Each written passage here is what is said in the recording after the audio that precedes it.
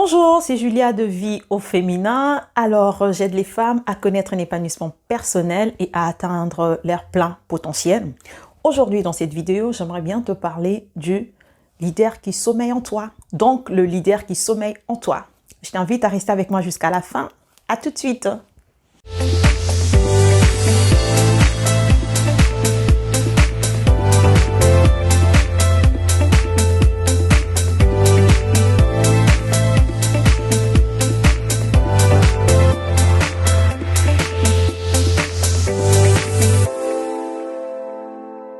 Alors, guys, je disais que aujourd'hui, j'allais vous parler du leader qui sommeille en vous. Déjà, avant de commencer, j'aimerais bien vous dire merci. Un grand merci de suivre la chaîne YouTube Vie au Féminin. Le leader qui sommeille en vous. Tout d'abord, il faudrait savoir que tout le monde peut devenir leader. Mais peu de personnes peuvent l'être. Je m'explique. Déjà, pour comprendre la notion du leadership, il faudrait vraiment enlever toute forme de stéréotypes, certains stéréotypes en fait que nous avons déjà dans notre esprit. Il faudrait vraiment les bannir de notre esprit parce que être un leader n'est pas nécessairement un titre. Être un leader, c'est pas une position. Être un leader, ce n'est pas non plus avoir un nombre de personnes à son service. Être un leader, ce n'est pas non plus avoir, plutôt avoir un ton imposant. C'est moi le leader. Non, c'est pas du tout ça. Être un leader, ce n'est pas non plus avoir une ancienne de mépriser les autres. Être un leader, c'est pas non plus être au devant de la scène, parce qu'il y a des leaders qui existent et qui sont dans l'ombre. Donc, être un leader, c'est pas nécessairement être exposé. D'accord ? C'est très important de comprendre ça. Alors, si être leader, c'est pas toutes ces choses, c'est quoi alors être un leader? Moi, je dirais, avant même de dire être un leader, il faudrait dire un bon ou un mauvais leader. Parce qu'il y a de mauvais leaders qui existent. D'accord? Prenons par exemple le cas de Hitler. Hitler, c'était un leader aussi. Il avait cette capacité-là à ce que les personnes suivent ses idées. Mais ce n'était pas un bon leader parce que, il a conduit des personnes, il a influencé, je dirais, négativement. Il a influencé négativement toutes ces personnes qui le suivaient. Donc, je dirais être un bon leader, c'est cette capacité d'influencer directement ou indirectement une personne ou deux, ou peut-être un groupe de personnes. D'accord? Ou encore là, je dirais influencer positivement, puisque j'ai donné l'exemple de Hitler tout à l'heure. Donc, il faudrait avoir une influence, mais une influence positive dans la vie d'une personne ou encore d'un groupe de personnes. D'accord? Alors, il faut comprendre que être leader, c'est une grande responsabilité. C'est une grande responsabilité parce que les personnes te font confiance. Et parfois, à un certain niveau, elles vont accepter d'être vulnérables vis-à-vis de toi. Et aussi parce que les personnes sont prêtes à suivre tes idées. Et aussi parce que les personnes, en fait, d'une certaine manière, trouvent en toi un réconfort ou trouvent en toi un nouvel espoir ou trouvent en toi tout simplement quelqu'un en qui elles peuvent faire confiance. Donc, c'est vraiment une grande responsabilité. Maintenant, il y a des personnes qui naissent leaders, qui sont naturellement comme ça. Elles sont nées, ces personnes-là, avec le leadership. Il y en a d'autres qui le deviennent. Nombreuses, surtout sont ces femmes qui se battent, je dirais des femmes, des hommes aussi, oui bien sûr, mais nombreuses sont ces personnes qui se battent tout au long de leur existence pour devenir des leaders en imposant leurs idées, pour faire avancer les choses. Donc le leadership, c'est pas juste une question d'une voix imposante ou d'un charisme, c'est un peu plus que ça. C'est vraiment un peu plus que ça. Et d'ailleurs, on a tous en nous ce potentiel du leadership. Chaque être humain a en lui ce potentiel du leadership.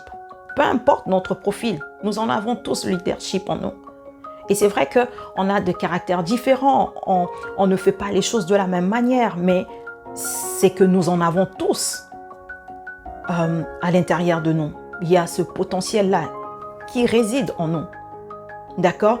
On a ce potentiel-là qui peut nous rendre capables pour que l'on soit responsable d'une personne, d'un groupe de personnes ou encore d'une chose. Voilà. mais il faudrait tout simplement le travailler.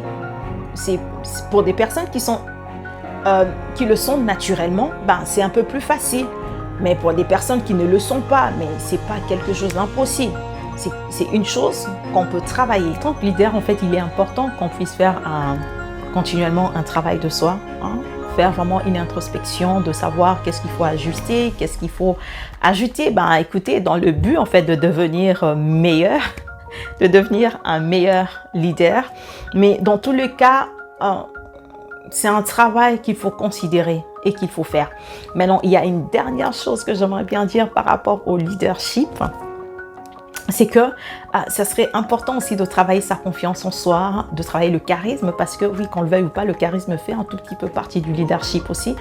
Et aussi travailler sa confiance en soi. Par rapport à la confiance en soi, en fait, il y a une vidéo que j'ai faite, alors que je t'invite d'ailleurs à aller regarder. Je crois qu'elle va t'aider, elle va te donner en fait des outils pour savoir comment faire pour bâtir sa confiance en soi.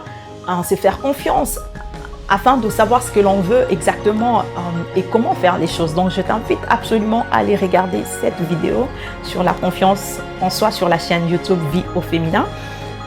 Et il y a une dernière chose que j'aimerais dire, c'est que lorsqu'on travaille ces choses, lorsqu'on travaille notre leadership, ce qui va arriver, c'est qu'on va gagner de la maturité. Et lorsqu'on gagne de la maturité, ça va nous permettre de savoir en fait comment faire pour que les autres puissent adhérer à nos idées. D'accord?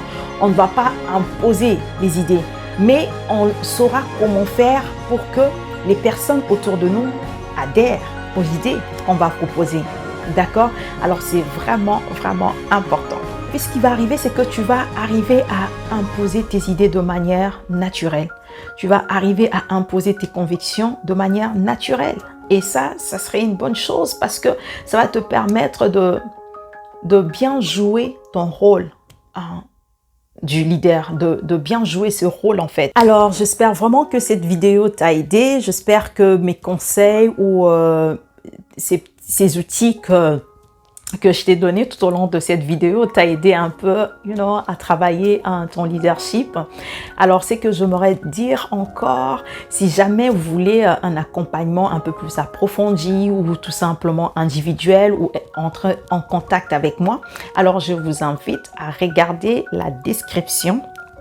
Tous mes contacts, toutes mes informations sont en barre de description, en bas.